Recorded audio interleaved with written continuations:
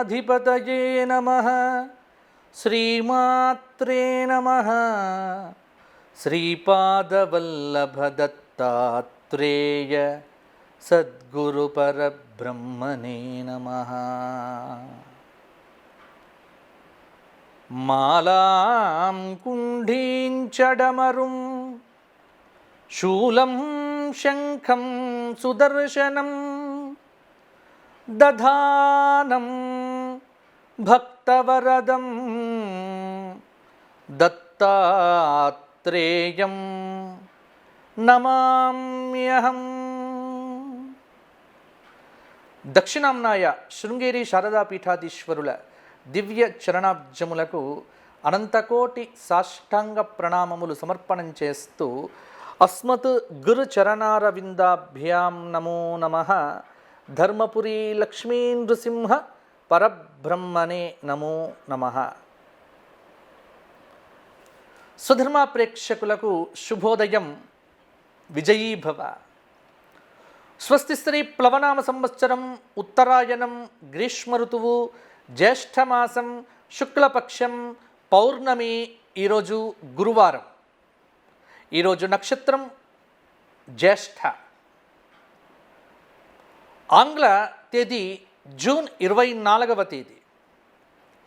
ఈరోజు వర్జం లేదు.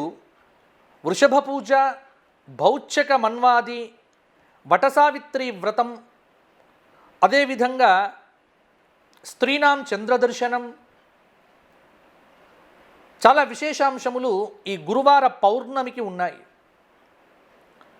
ముఖ్యంగా జ్యేష్ఠ పూర్ణిమ అంటే దీనికి ఒక ప్రత్యేకత ఉంది. జ్యేష్ఠ పూర్ణిమ, వృషభ పూజ, హలప్రవాహ అన్ని పదాలు మనకు ప్రాచీన గ్రంథాల్లో కనిపిస్తూ ఉంటాయి. ఎద్దులను పూజించటం, నాగలి సాగించటం అనేటువంటి ఒక పనులకు ఆదిగా ఈ రోజును చెబుతారు. తెలుగువారు ఏరువాక పున్నమ అంటారు. ఏరువాక అంటే ఏమిటి? అసలు ఈ పండుగ అంటే ఏమిటి? ఏరువాక అనేటువంటి పదానికి ఆంధ్రదీపికా నిఘంటువులో అర్థం చెబుతూ, ఏరు సర్వ అవయవములు కలగనాటికి ఎడ్లను పూనినటువంటిది, సర్వ అవయవములు కలిగినటువంటి నాగలి అంటే ఏరువాక అంటే దున్నటానికి ఆరంభము.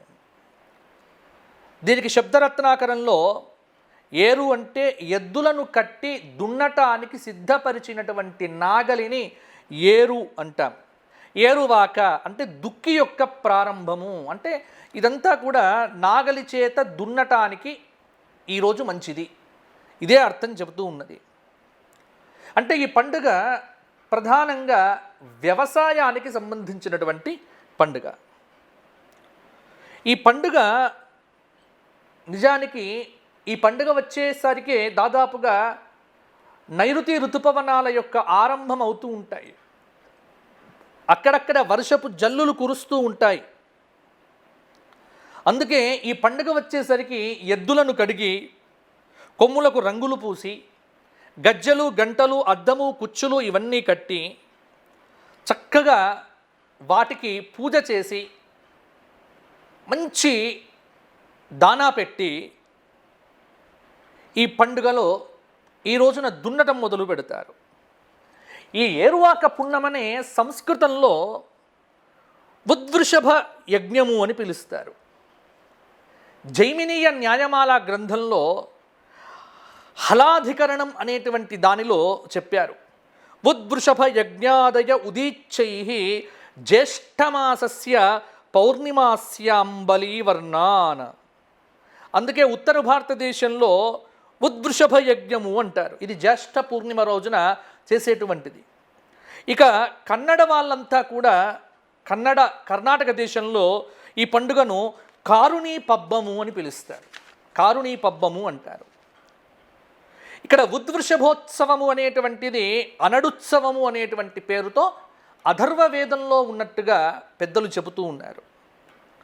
కాబట్టి ఏరువాక పున్నమగా కర్షకులకు దున్నటానికి ఆరంభ దినోత్సవంగా ఈ రోజున చాలా గొప్ప పండుగ. ఇది కర్షకులకు సంబంధించినటువంటి పౌర్ణమిగా మనకు కనిపిస్తూ ఉన్నది. ఇక ఇదే రోజున జ్యేష్ఠ శుక్ల పౌర్ణమి రోజున వటసావిత్రి వ్రతం, తిలపాత్రాది దానం మహాజ్యేష్ఠి అని దీన్ని పిలుస్తారు. దీని పేరు మహాజ్యేష్ఠి. ఇక్కడ సావిత్రి వ్రతం, బంగారంతో కానీ మట్టితో కానీ సావిత్రి సత్యవంతుల యొక్క ప్రతిమలను చేసి యథాశక్తిగా పూజించి రాత్రి సావిత్రి చరిత్ర వింటూ జాగారం చేసి తెల్లవారిన తరువాత ఈ సావిత్రి వ్రతమును దక్షిణ సహితంగా దానం చేస్తే స్త్రీలకు సౌభాగ్యం అనేటువంటిది వృద్ధి పొందుతుంది అనే విషయాన్ని ఇక్కడ ప్రధానంగా మనకు చూపిస్తూ ఉన్నారు. ఇక అమాదేర్ జ్యోతిషి అనేటువంటి గ్రంథంలో దీన్ని స్నాన పూర్ణిమ అని పేర్కొన్నారండి. అలాగే జగన్నాథ దేవస్య స్నానం, స్నానయాత్ర, మహాజ్యేష్ఠి, పురుషోత్తమ క్షేత్రం పూరీ క్షేత్రంలో జగన్నాథ దేవస్య స్నానం, అభిషేకం అనేటువంటిది అద్భుతంగా చేస్తారు. ఈ రోజున తిలదానం చేస్తే అశ్వమేధయాగం చేసినటువంటి ఫలితం కలుగుతుంది ఈరోజు అని కూడా చెబుతారు. ఇక వటసావిత్రి వ్రతము అనేటువంటిది మీరు వ్రత గ్రంథాల్లో ఈ కథను చూస్తే తెలుస్తుంది. వటసావిత్రి వ్రతం అనేటువంటిది స్త్రీలకు సౌభాగ్యాన్ని వృద్ధి పొందింపజేసేటువంటి వ్రతం. అంటే యమధర్మరాజును మెప్పించి పతిభక్తితో యమధర్మరాజునే ఆనందపరిచి తన సౌభాగ్యమును సుస్థిరంగా కాపాడుకున్నటువంటి మహాపతివ్రత శిఖామణి అయినటువంటి సావిత్రి యొక్క కథ ఈ రోజున మనం వినటం కూడా చాలా మంచిది. ఇక ఈ రోజున్నే ఏరువాక పూర్ణిమ అని ఇంతకుముందు చెప్పాం కాబట్టి ఈ వటసావిత్రి వ్రతాన్ని త్రయోదశి నాడు ప్రారంభించి 3 రోజులు ఉపవాసం చేయలేనటువంటి వారు పూర్ణిమ రోజున ఒక్కనాడైనా ఉపవాసం చేసైనా సావిత్రి వ్రతం చెయ్యాలి అని, ఈ వ్రతం చేసేటువంటి పుణ్యస్త్రీలకు వైధవ్యం అనేటువంటిదే ఉండదు, నిరంతర సౌభాగ్యం అనేటువంటిది కలుగుతుంది అనేది పెద్దలు చెప్పినటువంటి మాట. వటసావిత్రి వ్రతం చాలా శక్తివంతమైనటువంటి వ్రతం, ప్రతి స్త్రీ కూడా ఆచరిస్తే చాలా మంచిది. ఇక ఏరువాక పూర్ణిమ, ఈ జ్యేష్ఠ పూర్ణిమ ఏరువాక పూర్ణిమ అని ఇంతకుముందు మనం చెప్పుకున్నాం కాబట్టి ఇక్కడ ఎడ్లను నాగలిని పూజించడం అనేటువంటిది మన సంప్రదాయం. అలాగే పద్మపురాణంలో ఒక మాట ఉంది, జ్యేష్ఠమాస పూర్ణిమ రోజున పద్మపురాణ గ్రంథాన్ని దానం చెయ్యాలి అని చెప్పారు. ఇది ఒక ప్రత్యేకత. జ్యేష్ఠ పౌర్ణిమ రోజున ఒక పద్మపురాణ పుస్తకాన్ని తీసుకుని వెళ్ళి ఆ పుస్తకాన్ని ఎవరికైనా దానం చేస్తే సరిపోతుంది. అది చదివేటువంటి పండితులకు కావచ్చు, అంటే పండితులకు పుస్తక దానం చేయడం అనేటువంటిది అనాదిగా ఉన్నటువంటిదే. కాబట్టి పుస్తక దానం చేసినటువంటి వారికి జ్ఞానప్రాప్తి కలుగుతుంది అనేటువంటిది కూడా మనకు చక్కగా ఇక్కడ తెలుస్తూ ఉన్నది. అదేవిధంగా ఏరువాక పూర్ణిమ సమయానికి బండలు పగిలేటువంటి భరణీ కార్తె, విపరీతమైనటువంటి ఎండలు, రోళ్ళు పగిలేటువంటి రోహిణీ కార్తె ఎండలన్నీ కూడా వెనకపోయి మృగశిర కార్తెతో మొత్తం ప్రకృతంతా చల్లబడుతుంది.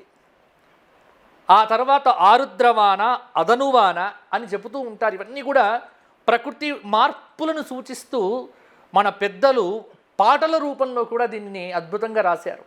కాబట్టి వ్యవసాయానికి అనుకూలమైనటువంటి కాలం. ఈ జ్యేష్ఠ పూర్ణిమ రోజున ఇంకొక వ్రతం ఉందండి. ఈ జ్యేష్ఠ పూర్ణిమ రోజున కృష్ణాజిన దానం కూడా చెయ్యాలి. చిన్న అజినం అంటే అది బ్రహ్మచారులకు ఉపయోగపడేటువంటిది. కృష్ణాజినం మీద కూర్చోవటం, కృష్ణాజినం మీద ఉపాసన చేయటం అనేటువంటిది మనకు పెద్దలు సూచించినటువంటిదే. అయితే ఇప్పుడు అది ప్రస్తుతం లభ్యం అవ్వడం అనేటువంటిది కష్టం కాబట్టి అది ఇప్పుడు ఈ సందర్భంలో ఇప్పుడున్నటువంటి పరిస్థితుల్లో అది సరైనటువంటి విధానం కాదు. ఈ జ్యేష్ఠ శుద్ధ పూర్ణిమ ధర్మసావర్ణి మన్వంతరాది కాలము అన్నారు. ధర్మసావర్ణి అనేటువంటి అతడు 11వ మనువు, ధర్మదేవత యొక్క పుత్రుడు, వృషనామకుడు. అతని కాలంలో ఇతడే ఇంద్ర పదవిని తీసుకున్నాడు. ఈ ధర్మదేవత పుత్రుడు వృషనామకుడు కాబట్టి ఈ ఇంద్రునికి వైధృత అనేటువంటి నామాంతరం కూడా ఉంది. కాబట్టి ఇతని యొక్క మన్వంతర ప్రారంభము అని కూడా చెప్పారు. ఇన్ని విశేషములు ఈ జ్యేష్ఠ శుద్ధ పౌర్ణమికి ఉన్నాయి.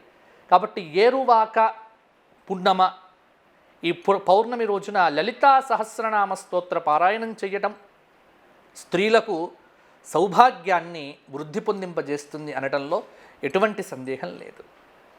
విజయీభవ.